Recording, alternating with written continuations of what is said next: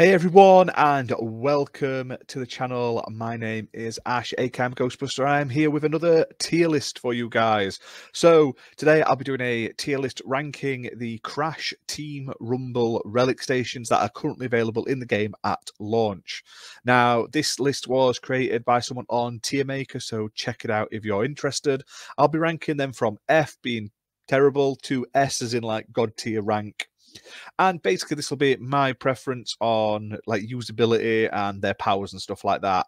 Now, Crash Team Rumble is a sort of 4v4 multiplayer game set in the Crash Bandicoot universe. I've been playing it. I think it's quite fun. It's a bit lacking in content at the moment. There are more events, characters, maps coming very soon through July onwards. But I have been having a lot of time playing the game, and I've played all of the maps, played a lot of the I think I've played all the characters now for a fair amount of time, and I've been able to use all of these relic stations. Now, relic stations are like power-ups. You collect these little relics. When you get enough of them, you can redeem them to basically unlock this power for a temporary amount of time. Some of them are cheaper than others. Some start at like 2 relics, and then some cost like all the way up to like 30. So it's like a long game basically to get them. So we're going to jump straight in. First up, Acano. Now, this is a 5-cost one and basically spins you round, damaging your enemies, sort of like a ongoing sort of spin attack. And for that, it's going in A for me. I think it's fantastic. It's good, especially if you're like wanting to get into a fight or just knock someone away, basically. Now we've got Aku Aku. It's going to have to go S. Basically, gives you loads of extra powers, makes you sort of like super invulnerable and stuff like that. You go faster, and yeah, it's pretty cool. I like that. You get damage resistance and like super speed. Really great, especially if you're playing like a collector class and you're all about sort of collecting things. Next up, Bandicootapult. It's going in C. It's only on a certain map, and it's useful to jump around, and also it's only costs 2, so it's also useful to get your stats up when you need to get the your badges for getting relic stations. But other than that, you won't need it very often. It just quickly gets you up to like the center of the map, basically. Beach Ball. I'm going to give Beach Ball an A. It's 5. You end up in a big beach ball and you basically roll around. Does damage to your enemies. Really fun. I think Beach Ball is quite good. More people using it in a game. It just gets a bit crazy. But you do decent damage by hitting them, running them over and knocking them away, basically. Okay, Big Bonsai. It's going in B. It costs 30, which is great. It's one of those ones you build up to, and it gives you basically a Wumpa stash already filled, and it's great if you can get there, and it gives you a big boost of Wumpa to obviously score. But if you're by the time you get it, you normally already are most of the way through the game anyway. So unless you're behind, it could help catch up. But like I say, you don't use. I think I've used it once in all the games I've played. No one ever seems to want to go for it, basically. Bombardment's next. Now that's going in A. It fires loads of rockets basically at certain areas, causing lots of damage and basically disrupting your enemies. Yeah, it's all right. It's off of Tiki Towers.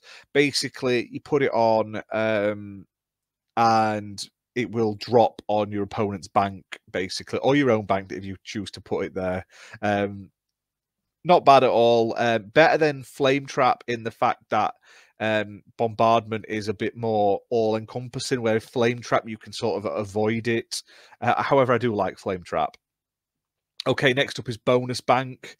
I'm putting that in B. Costs 30 to use. It's great at times if your spawn is being camped, like if your main bank is being camped by blockers. Having the bonus bank means you can sort of split between it to drop off your Wumpas. But Again, I think I've only ever seen this activated twice in games. It's not the most useful. Dragons.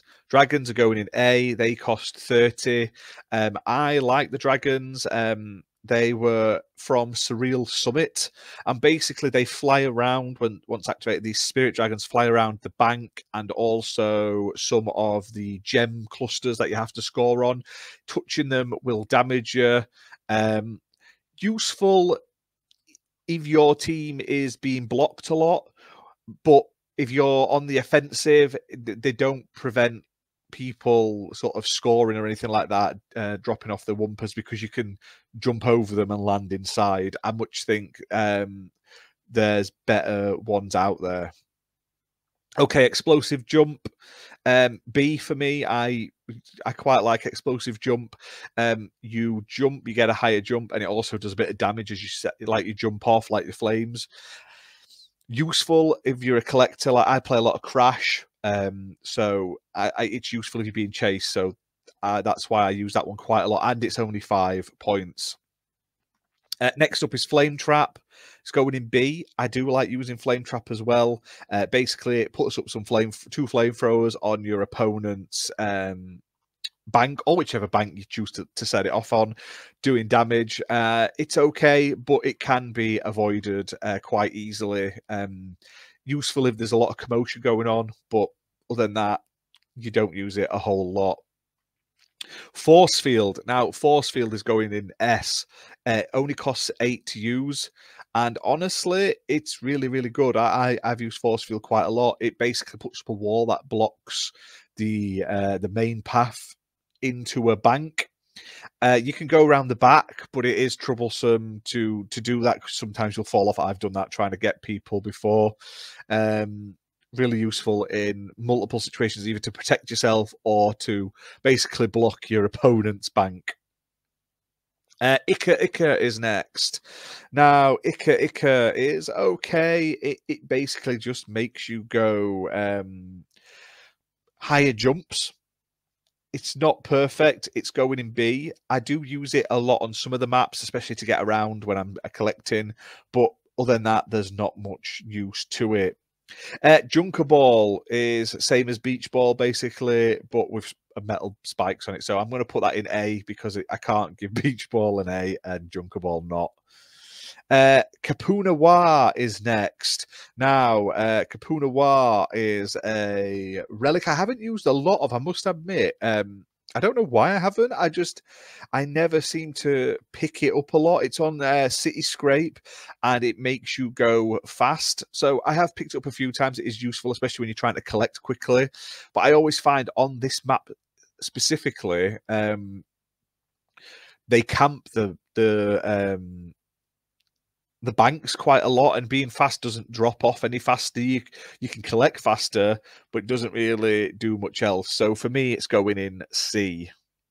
Now, next up is Lani Lolly. Now, Lani Lolly is pretty cool. I'm trying to make sure I get this right because there's a lot of like masks. I believe Lolly is the invisibility one from Insanity Caverns.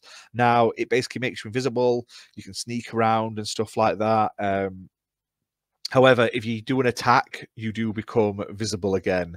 So I found this really useful if you're playing as like Crash, because it's good to collect things and then drop them off in the sort of bank without being sort of chased or noticed by any blockers or anything like that.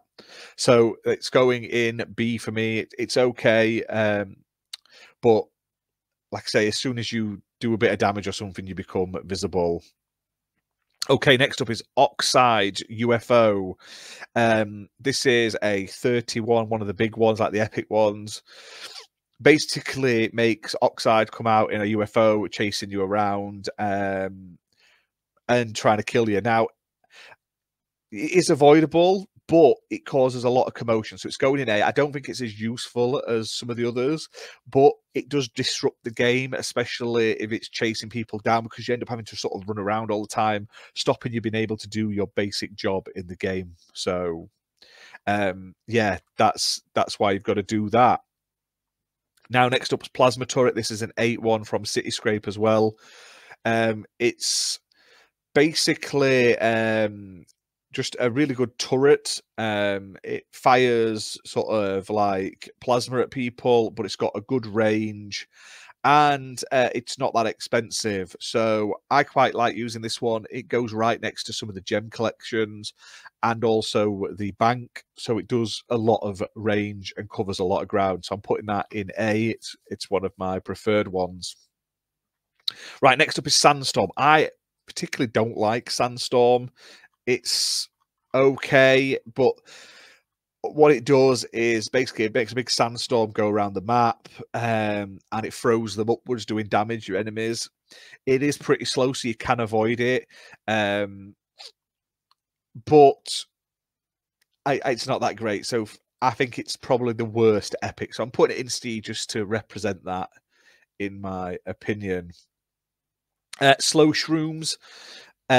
They slow your opponent down. They're handy, and they only cost 6, but they don't do a lot. Like, you can still go into, like, you can set these up. It's in Tar Valley. You can set them up on the gems or the banks, but you can avoid them. You can hit one, destroy them, stuff like that.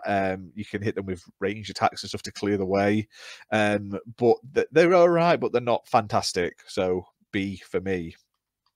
Right, next up is Spirit Guardians. Now, this is from Insanity Caverns. Basically, it's an epic perk. It basically makes you bigger. You become like this spirit version. You've got your health recovers, and you also more resistance to knockback. So it's basically, you get this perk and you just lay waste to your opponent's team. Pretty good. I like that one. I put it in S. It really can affect the sort of the flow of the game, basically, and I like that in that sense. Right, next up is TNT drones. This is 30 as well. It's off Cityscape. I like this because it's the TNT and stuff like that.